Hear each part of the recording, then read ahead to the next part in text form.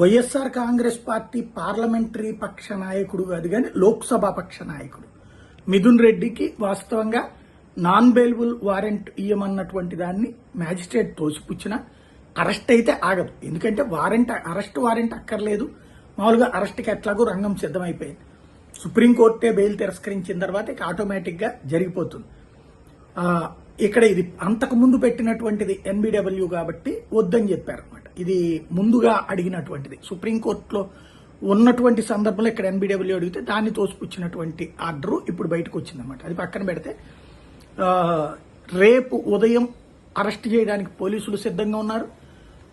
పారిపోవడం అట్లాంటిది ఇప్పటిదాకా ఏంటంటే లీగల్గా తనకు ఉన్నటువంటి బెనిఫిట్స్ అన్నిటిని యూజ్ చేసుకోవడానికి హైకోర్టు తర్వాత సుప్రీంకోర్టు వాటన్నిటి సంబంధించి ఉన్నటువంటి తనకు ఉన్నటువంటి అవకాశాలను వినియోగించుకోవడానికి ప్రస్తుతం ఢిల్లీలో ఉన్నటువంటి మిథున్ రెడ్డి